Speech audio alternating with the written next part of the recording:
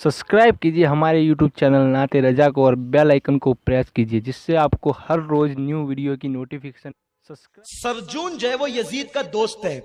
सरजून ने यजीद की जितनी पोल खोली है उससे ज्यादा किसी ने यजीद की पोल नहीं खोली। ये हर अय्याशी में सरजून यजीद के साथ साथ रहता था।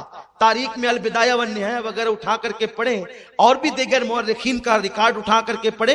सरजून ने बहुत सी बातों का इंकशाफ किया है। सरजून का कहना यह है कि यजीद जो है वो लड़कों के साथ बदफैली भी करता था, और बल्कि यजीद का किरदार इतना घिनौना किरदार था, इतना गिरा हुआ किरदार था कि यजीद जब शहवत उसमें डूब जाता तो वो कुत्तों के साथ भी बदफैली किया करता था।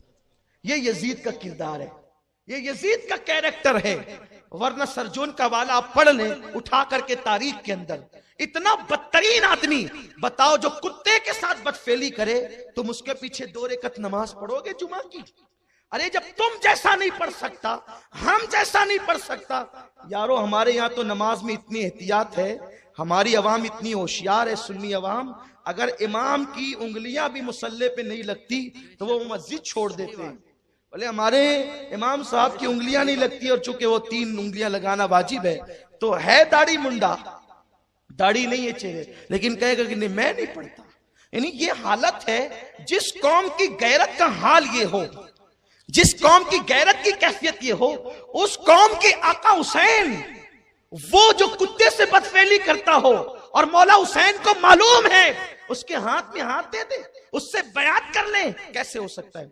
उसने भेजा हुसैन को, कहो वलीद से कहा, वलीद जो मदीने का गवर्नर था उससे कहा हुसैन को कहो वलीद इब्ने उकबा के वो मेरी बैत करें।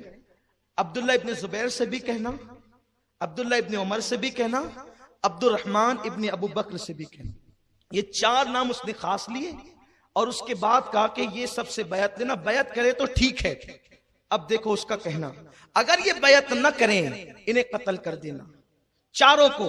ये चारों बड़े सहाबा की औलाद और खुद बड़े, मौला अली के बेटे इमाम हुसैन, हज़रत अबू बकर के बेटे अब्दुर्रहमान, हज़रत उमर के बेटे अब्दुल्ला और हज़रत जुबैर इब्ने अव्वाम जो हुजूर के साड़ू हैं, उनके बेटे जनाबे जुबैर, जनाबे अब्दुल्ला इब्ने जुबैर। ये नाम उसने पेश किए।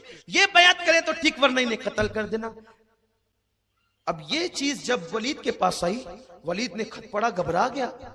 मौला हुसैन को कत्ल करने की बात की इसने, तो उन्होंने मरवान को बुलाया। मरवान इब्ने हकम, ये मरवान वो शख्स है, मरवान वो इंसान है, बुखारी शरीफ की हदीस है। देखो यजीद के फेवर करने वालों में कैसे कैसे लोग हैं, मैं फिर हवाला दे रहा हूं, बुखारी शरीफ की हदीस है और उसको नकल किया है इब्ने कसीर, अल्लामा इब्ने तैमिया के शागिर्द ने। अल्लामा इब्ने तैमिया वो बंदा है जिसने सबसे पहले मिंबर पे चढ़ करके अल्लाह की तौहीन की इस तरह से कि जैसे मैं कुर्सी पे बैठता हूं तो मेरे वजन से कुर्सी चरचर करती है, वैसे अल्लाह रब्बुल इज्जत भी अपनी कुर्सी पे बैठता है तो उसके वजन से उसकी कुर्सी चरचर करती है। जैसे मैं उतरता चढ़ता हूं, वो बिदती है इब्ने तैमिया। और वो औलिया अल्लाह को गाली देने वाला, वसीले का इनकार करने वाला, हुजूर अलैहिस्सलाम के मजार पे जाने को हराम लिखने वाला, सबसे पहले जिसने हराम लिखा वो इब्ने तैमिया, उसका शागिर्द है हाफिज इब्ने कसीर। उसने अम्मा आयशा के हवाले से लिखा है, बुखारी शरीफ के हवाले से, कि अल्लाह अकबर, अम्मा आयशा कहती है कि जब मरवान अपने बाप की पीठ में था, यानी पैदा नहीं हुआ था, उसके बाप हकम पर अल्लाह के रसूल ने लानत की थी और उसके बाप को शहर बदर कर दिया था कि वो ताइफ में पड़ा रहे। और फिर जब हुजूर ने उस पे लानत की उसके बाप पे, तो उस लानत में मरवान भी शरीक हुआ। मरवान वो लानती है, उसको बुलाया वलीद ने, कहा देखिए खताए कहां, बुलाओ हुसैन को बुलाओ। मौला हुसैन और हजरत अब्दुल्ला इब्ने उमर ये दोनों बैठकर बातें कर रहे थे। अब्दुल्ला इब्ने जुबैर, सॉरी इब्ने उमर ने, अब्दुल्ला इब्ने जुबैर और मौला हुसैन बैठ करके बातें कर रहे थे, गुफ्तगू चल रही थी। उतने में कासिद आया, कहा मौला हुसैन आपको और इब्ने जुबैर आपको भी अमीर बुला रहे मदीने मुनव्वरा के। कहा अच्छा ठीक है तुम चलो हम आते हैं। दोनों बातें करने लगे। ऐसा लगता है ये वक्त तो अमीर के मिलने का नहीं है, हो सकता है कि हजरत अमीर माविया का इंतकाल हो गया और यजीद बादशाह बन गया। तो उसी के लिए बुलाया जा रहा है। मौला हुसैन ने कहा कि मैं जाता हूं, क्योंकि कह जो दिया हूं ना कि आता हूं, मैं जाता हूं।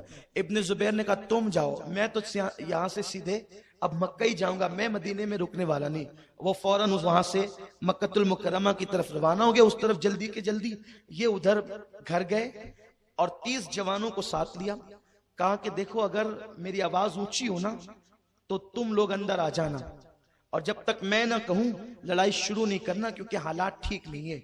जाने से ऐसा लगता है। कितने ज़हीन थे मौला हुसैन, दूरअंदेशी किस कदर थी कि खत आया है, इसके बारे में आपने महसूस कर लिया था।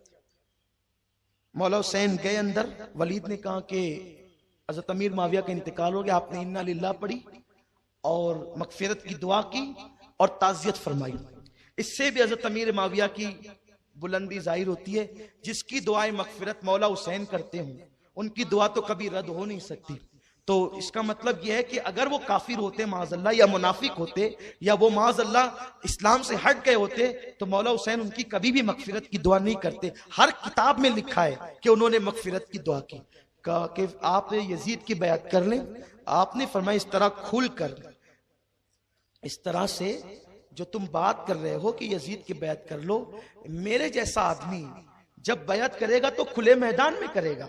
इस तरह चुपके चुपके खामोशी से मुझ जैसे आदमी से बैत लेना यह मुनासिब नहीं है। एक काम करो, बाहर चलो, ऐलान करो, और उसके बाद फिर जो होगा देखा जाएगा। तो वलीद ने कहा ए मौला, आपने तो बात ठीक कही। वलीद ठीक ठाक आदमी था, आपने ठीक कही, बात ठीक है, आप जाएं, मैं जय वो सारी सूरत हाल यजीद को लिखता हूं, मामला मालूम करता हूं कि ऐसी बात आप कहते हैं।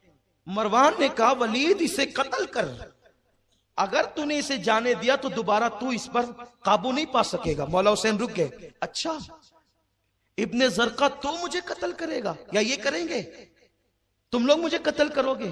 खुदा की इज्जत की कसम, न तेरे अंदर हिम्मत है न इनमें। वलीद ने कहा हज़रत आप जाएं, अगर पूरी दुनिया की नेमत भी मुझे दे दी जाए और आपको कत्ल का हुक्म दिया जाए तो मैं पूरी दुनिया की नेमत ठुकरा दूं, लेकिन आपको कत्ल नहीं करूंगा। आपके पैर में कांटा चुभे ये हमें गवारा नहीं है, क्योंकि अभी चंद दिन ही तो गुजरे, हमने देखा है कि सहाबा ने आपको कंधे पे बिठाया है, सहाबा आपका एहतराम करते हैं। फिर मौला हुसैन वहां से निकले, घर आए और घर वालों को कहा हम लोगों को अब मदीना छोड़ देना है। जिस इम्तिहान की खबर अल्लाह के रसूल ने हमें दी थी वो दिन आ गए, और हम लोगों को मदीना तैयबा छोड़ करके अब कहीं और जाना है। इसलिए तुम लोग तैयारी करो और इंतजार करो कि हम लोगों ने मदीने छोड़ देना है। यहां पर एक बात करके गुफ्तगू खत्म करता हूं। जहां तक आपको ले जाना था हम वहां नहीं जा सके, जो है वो गुफ्तगू दरमियान में बहुत निकल गई और हम वहां तक नहीं पहुंच सके। इंशाल्लाह ये तसलसल कल जारी रहेगा। एक बात जो आखिर में कहना चाहता हूं वो ये है, लोग ये कहते हैं कि इमाम हुसैन ने ही बैत क्यों नहीं की, और भी सहाबा की औलादे थी, उन्होंने तो बैत कर ली ना। हम कहते हैं 61 के बाद आप उठा करके देखें सियाह सित्ता, गसीलुल मलाइका के साहबजादे जनाबे अब्दुल्ला इब्ने हंजला गसीलुल मलाइका, वो फरमाते हैं, हज़रत गसीलुल मलाइका के साहबजादे अब्दुल्ला इब्ने हंजला गसीलुल मलाइका फरमाते हैं कि हमने उस वक्त यजीद की बैत तोड़ दी और उस पर खुरूज किया जब हमको ये खौफ हुआ कि अगर हमने यजीद के खिलाफ एहतजाज नहीं किया तो अल्लाह की तरफ से कहीं आग ना बरस पड़े। तो लोगों ने पैरों से जूते निकाल करके फेंके और कहा जैसे हम पैर से जूता निकाल के फेंक रहे हैं वैसे हम यजीद की बैत निकाल के फेंक रहे हैं। लोगों ने सर की टोपियां निकाल के फेंकी और कहा जैसे हम टोपियां फेंक रहे हैं वैसे यजीद की बैत फेंक रहे हैं। तो आप कहते हैं कि इमाम ने क्यों बैत नहीं की? यारो, गलत रास्ते जाकर के वापस पलट आना ये किसी दानिश्वर का शेवा नहीं होता, ये किसी दूरअंदेश का शेवा नहीं होता। जिस बात को बाद वालों ने 61 हिजरी के बाद महसूस किया, हुसैन ने उस बात को सन 60 हिजरी में महसूस कर लिया था। आप इतने दूरअंदेश थे, आपने मामला समझ लिया था। जो चीज इमाम हुसैन को समझ में आई अगर वो दूसरों को भी समझ में आती तो वो लोग उस वक्त बैत नहीं करते, और जब समझ में आ गया तो उन सब ने यजीद का बायकाट किया और यजीद के खिलाफ एहतजाज किया। कम लोगों को लेकर के इमाम हुसैन जो उठे हैं ना, उनसे लोगों ने बहुत रोशनी ली है कि बातिल के खिलाफ उठ करके खड़े होना ये हुसैन का तरीका है। इसीलिए गांधी जी हिंदुस्तान में जब बरतानवी साम्राज्य के खिलाफ उठ करके खड़े हुए, चंद लोग उनके साथ थे, तो लोगों ने गांधी जी से कहा, इतने कम लोगों को इतनी बड़ी हुकूमत से आप ले जाकर के टकराएंगे, तो इतने कम लोगों को ले जाना अक्लमंदी नहीं। गांधी ने कहा था, ये बात मैंने हुसैन से सीखी है, ये बात मैंने हुसैन से सीखी है। हुसैन वो है, आप हुसैन को नापिए मत, तौलिए मत। दुनिया में अल्लाह ने कोई ऐसा तराजू ही पैदा नहीं किया जिसमें हुसैन तौला जा सके। अल्लाह ने दुनिया में कोई ऐसा नाप ही पैदा नहीं किया जिससे हुसैन नापा जा सके। अल्लाह ने दुनिया में कोई ऐसे अल्फाज ही पैदा नहीं किए जिसमें हुसैन पाक की मुकम्मल फजीलत बयान की जा सके। हुसैन हुसैन है, बस मौला हुसैन को सही तौर पे पेश करने की जरूरत है। किसी मुफक्किर ने कहा था, इंसान को बेदार तो हो लेने दो, हर कौम पुकारेगी हमारे हैं हुसैन, हुसैन पूरी कौम के है। और डॉक्टर बाबा साहब अम्बेडकर ने कहा था, मैं हुसैन को खिराज पेश करता हूं। किसी ने कहा था, डॉक्टर साहब हुसैन आपके मजहब के नहीं है, फिर भी आप उनको खिराज पेश करते हैं। तो डॉक्टर ने कहा था, दरअसल हुसैन ने एक बंदे के खिलाफ एहतजाज किया था जो हुकूमत वाला था, कि वो फूफी से निकाह करता था, सौतेली माँ को अपने हरम में रखता था, सौतेली बहन से निकाह को जायज समझता था। अगर हुसैन करबला में ना आते तो हमारी फूफियों की इज्जत भी खतरे में पड़ जाती, हमारी सौतेली माओं की आबरू भी खतरे में पड़ जाती। हुसैन ने करबला में जा करके सिर्फ इस्लाम ही नहीं बचाया है, हुसैन ने करबला में जा करके कायनात की हर बेटी की आबरू बचाई है, हर बेटी की इज्जत बचाई है। ये मौला हुसैन का किरदार है। जो तासुब की ऐनक हटा करके देखेंगे उनको मौला हुसैन नजर आएंगे। और जो आयत मैंने तिलावत की, अल्लाह फरमाता है, सुम्मा लतुसअलुन्ना यौमइज़िन अनिन नईम। इसकी तफसीर करते अब्दुल्लाह इब्न अब्बास कहते हैं, अल्लाह ने फरमाया कि कयामत के दिन मैं तुमसे नईम के बारे में पूछूंगा, नईम नेमत के बारे में। तो फरमाया क्या पूछेगा वो? यहां नईम से मुराद क्या है? इब्ने अब्बास कहते हैं, अल्लाह क़यामत के दिन अली और औलाद अली के हक के बारे में तुमसे पूछेगा कि तुमने अली का और औलाद अली का कितना हक अदा किया। आपसे मेरी गुजारिश है कि हालांकि मैं तो खुद जल्दी पहुंच गया था और आप भी जो है वो जल्दी आ गए थे, लेकिन चूंकि प्रोग्राम अपना ऐसा था इसलिए गुफ्तगू अधूरी रही। कल इंशाअल्लाह नूरबाग चौक में जो है वो अपना प्रोग्राम है मौला हुसैन की शान और अजमत का। आप लोग जल्दी तशरीफ लाएं और ज़ौक़ और शौक़ के साथ आएं। देखिए ऐसे नहीं उठें, हमने सलाम पढ़ना है ना। मैंने पिछली मरतबा भी आपको कहा था, जो लोग पहले मौजूद है वो नहीं उठ रहे हैं, जो हो सकता है शायद पहली बार जो भाई आए हैं वो लोग उठ रहे हैं। बैठ जाए बैठ जाए बैठ जाए बेटा, ऐसा नहीं करो। तो दोस्त अहबाब को भी दावत दें, बस एक कोशिश करें, अपनी एक तमन्ना है, लोग अहले बैत की मार्फत हासिल कर लें और नबी और आले नबी और सहाबा के लोग वफादार बन जाएं। इंशाअल्लाह कोई उनको गुमराह नहीं कर सकेगा। आका ने फरमाया कि जो कुरान और अहले बैत का दामन पकड़ ले उनको कोई गुमराह नहीं कर सकता। अब कौम को अगर गुमराही से बचाना है तो कुरान और अहले बैत के करीब करना है। इसी मिशन के तहत हम ये प्रोग्राम कर रहे हैं अल्हम्दुलिल्लाह। और आपकी जो है वो मालूमात के लिए बता दूं, इस साल का अपना जो प्रोग्राम है वो अवाम की फरमाइश पर पूरी दुनिया के अंदर नश्र किया जा रहा है और पूरी दुनिया के अंदर बताया जा रहा है। गोया कि हम बैठे खुशामदपुरा में हजारों लोगों को लेकर, लेकिन दुनिया भर में कई मुल्कों के अंदर इस बयान को सुना जा रहा है और आपको देखा जा रहा है। और मौला हुसैन की ये महफिल आलमी महफिल बन गई है। और अल्हम्दुलिल्लाह अब हम हजारों के साथ नहीं बल्कि लाखों के साथ महफिल मौला हुसैन में मौजूद है। तो ये मौला हुसैन की निगाहे करम है। अल्लाह ताला आपका ज़ौक़ और हम सबका ज़ौक़ सलामत रखे, हम खूब डंके बजाते रहें। तो मेरी गुजारिश है, दोस्त अहबाब को लाओ, बड़ी तादाद में लड़कियां अपनी सहेलियों के साथ आए, अपने घर वालों के साथ आए, ताकि लोगों को पता चले करबला एक दास्तान नहीं है, करबला एक सिर्फ दास्तान नहीं, करबला हकीकत है, करबला ईमान है, करबला इस्लाम है, करबला इनकलाब की जमानत है, और करबला हमारे खून को हरारत करने वाली चीज है। इसलिए मैं उम्मीद करता हूं कि इंशाअल्लाह तबारक व तआला कल भी आप आएंगे और बड़ी तादाद में लाएंगे, और इसी तरह अहले बैत के डंके बजाएंगे, और सिर्फ 3 दिन 10 दिन के लिए नहीं, बल्कि खून के कतरे कतरे में अहले बैत की मोहब्बत को अपने दिलों के अंदर जगह दे दो, ताकि दुनिया की कोई ताकत तुम्हारे दिल से, तुम्हारी औलाद के दिल से अहले बैत की मोहब्बत को निकाल ना सके। जाते जाते आखिर में सिर्फ एक इशारा देना अभी याद आया है तो अर्ज करता हूं। कितनी बड़ी बात है हुसैन पाक और उनकी अम्मी, उनके अब्बा, उनके भाई से मोहब्बत। वह खत्म हुआ है, इशारा देता हूं। समरकंद में एक सैयदजादी थी, बड़ी गरीब। वो डायरेक्ट सैयदा फातिमा की औलाद नहीं थी, फातिमातुज़ ज़हरा की औलाद की औलाद की औलाद की औलाद की औलाद थी, दूर तक नसब जाता था। इतनी गरीब थी वो बेचारी कि कुछ नहीं था घर में, घर से बाहर हो गई। बच्चियों को एक जगह पे बिठाया और पता चला कि कोई सेठ साहब समरकंद में रहते हैं जो लोगों की बड़ी मदद करते हैं। वो वहां पहुंची और सेठ को कहा कि आप लोगों की मदद करते हैं, मेरी भी कुछ मदद कर दें आप। और इस लालच के साथ कि अगर मैं अपनी हकीकत बता दूं तो जितनी मैं मुस्तहिक हूं उतनी मेरी मदद हो जाएगी, तो मेरा मसला हल हो जाएगा। तो खामोशी से उस सैयदजादी ने कहा, ए बंदे, मैं सैयद हूं, इमाम हुसैन की आल हूं, रसूल की आल हूं, मेरी कुछ मदद कर दो। उसने कहा, जो देखो वो सियादत का दावा लेकर के चला आता है, सैयद बना है, और भीख मांगने के लिए नसब का इस्तेमाल।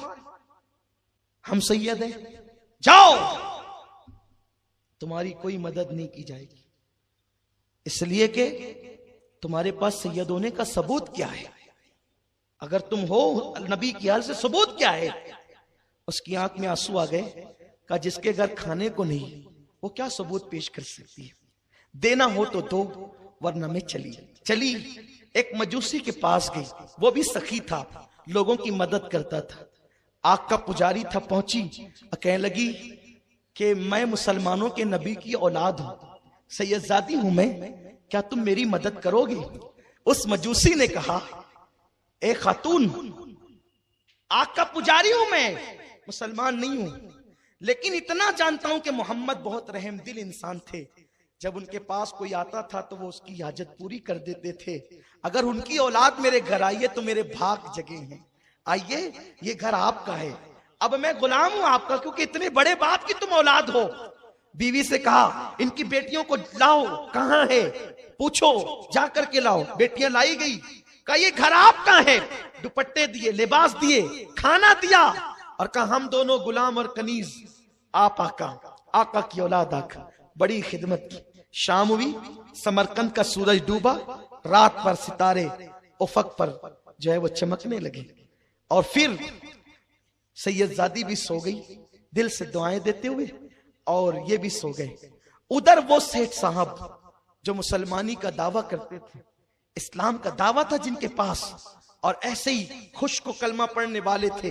देखा ख्वाब मैदान महशर है, जन्नत का समा है, हुजूर लोगों को पकड़ पकड़ कर जन्नत में दाखिल कर रहे हैं, मालिक जन्नत लोगों को जन्नत में दाखिल कर रहे हैं। ये गया, हुजूर कौन लोग जन्नत में जा रहे हैं? कहा, जो मोमिन मेरे उम्मती हैं। हुजूर मैं भी मोमिन हूं, आपका उम्मती हूं। आका ने फरमाया, तू मोमिन मेरा उम्मती है, तेरे पास मोमिन होने का और उम्मती होने का सबूत क्या है? क्या सबूत है तेरे पास? मेरी बेटी हालात की मारी बेकसी के आलम में तेरे घर आई थी, और तू उससे नसब का सबूत पूछ रहा था। चल यहां से, तेरे लिए कोई राहतें नहीं, कोई जन्नत नहीं। बस डांट पड़ी है हुजूर की, आंख खुली है, चिल्लाने लगा पागलों की तरह, मैं तबाह हो गया, मैं तबाह हो गया, मैं बर्बाद हो गया। बीवी ने कहा, हुआ क्या? कहा कि ख्वाब में हुजूर ने डांटा, भगा दिया, जन्नत नहीं दी। रोने लगा, पीटने लगा, हैरान हो गया। उसके बाद सुबह को ढूंढते ढूंढते निकला, किसी ने कहा वो सैयदजादी तो मजूसी के यहाँ है। पहुंचा वहां, कहा कि देखो मैं मुसलमान हूं, तुम मजूसी, मैं मोमिन हूं, तुम काफिर, इसलिए खबरदार, वो मेरे नबी की बेटी पे मेरा हक है, मैं ले जाऊंगा, तुम्हारा कोई हक नहीं।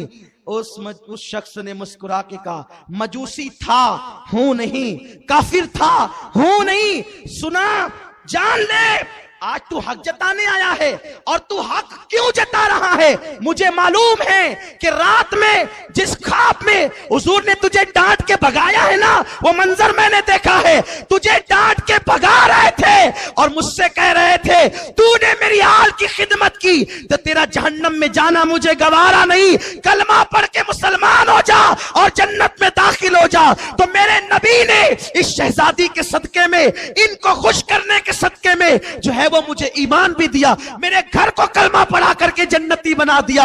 अब मैं इनको नहीं दूंगा, इनकी खिदमत मैं करूंगा। अरे नादान मुसलमान, हुसैन की औलाद की औलाद की औलाद की बेकसी के आलम में एक सैयदा की अगर कोई खिदमत करे तो काफिर को ईमान की दौलत मिल जाती है। ए हुसैनियों, हुसैन के डंके बजाओ, जब आले हुसैन की मोहब्बत काफिर को मोमिन और जन्नती बना देती है, अल्लाह अकबर, तो हुसैन की मोहब्बत किस मर्तबे को पहुंचाएगी। सोने लगो, अपनी औलाद को अहले बैत की दास्तान सुनाओ, हुजूर की दास्तान सुनाओ। अगर अल्लाह ने तुम्हें तौफीक दी है, बनाओ, ड्रम के ड्रम शरबत बनाओ, पिलाओ, हर एक को पिलाओ, इसलिए कि ये मोहब्बत की अलामत है। शरबत हुसैन तक पहुंचे न पहुंचे, मोहब्बत तो पहुंचेगी, खिदमत का अंदाज तो पहुंचेगा। इसलिए अल्लाह ने दिया है तो खूब खर्च करो, सदका दो, सदका दो, कपड़े तकसीम करो, मौला हुसैन के नाम पे कपड़े तकसीम करो, सदका तकसीम करो, ठंडे ठंडे पानी तकसीम करो। इसलिए कि लोगों, कुत्ते को कोई पानी पिला दे तो उसे जन्नत मिलती है, हुसैन के नाम पे शरबत पिलाने वाले कहां होंगे? कौसर के मजे ले रहे होंगे। इसलिए खबरदार, किसी के बहकावे में नहीं आना। कोई कहे नहीं करना, का तू नहीं करना, हम तो करेंगे और करते हैं, करते रहेंगे। अल्लाह हमें तौफीक अता फरमाए।